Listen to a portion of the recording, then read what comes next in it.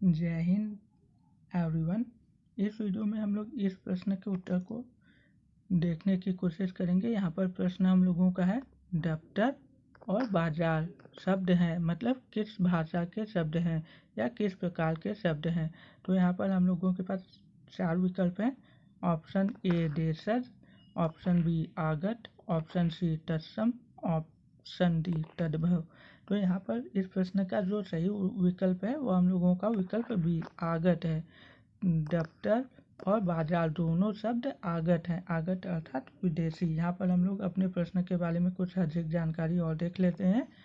दफ्तर और बाजार दोनों शब्द आगत अर्थात विदेशी शब्द हैं, अर्थात विदेशी भाषा के शब्द हैं, भारतीय भाषा के शब्द नहीं है, जो हिंदी भाषा में प्रयोग किए जाते हैं।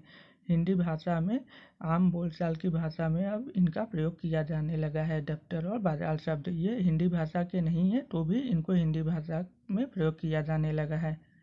बाजार शब्द फारसी भाषा से आया है। फारसी अर्थात जिसको वर्तमान में हम लोग ईरान देश कहते हैं, उसी को हम लोग भूतकाल में मतलब पहले के समय में हम लोग उसको फारस कहते थे, जिसको इंग्लिश में हम लोग पर्सिया कहते हैं। फारस को ही इंग्लिश में हम लोग पर्सिया, जिसको वर्तमान में हम लोग ईरान कहते हैं।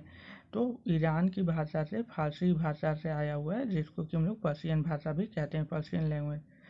जबकि दफ्तर शब्द का अर्थ कार्यालय होता है, मतलब जहाँ पर काम किया जाता है उसको हम लोग दफ्तर कहते हैं, कार्यालय कहते हैं।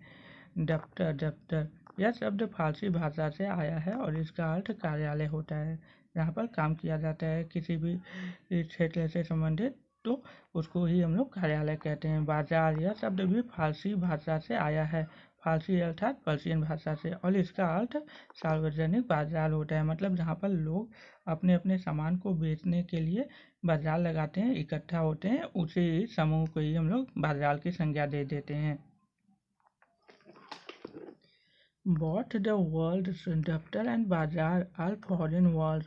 यहाँ पर वही सब चीज़ इंग्लिश में लिखी गई है। दोनों जो शब्द हैं दफ्तर और बाजार, ये दोनों शब्द विदेशी शब्द हैं। फॉरेन अर्थात विदेशी शब्द, use in the Hindi language, और ये विदेशी शब्द हिंदी भाषा में प्रयोग किए जाते हैं। हिंदी भाषा में इसलिए प्रयोग किए जाते हैं क्योंकि भारत पे विदेशियों का बहुत समय तक शासन रहा, जिसमें कि मतलब ईरान के भी बहुत से उधर के जो शासक आए या उनसे संबंधित जो शासक हुए, उन्होंने भारत पर राज किया, जैसे आप दिल्ली सल्तनत को देख सकते हैं। तो वहाँ से फिर इतने वर्षों तक राज करने के बाद, कई 100 सालों तक राज करने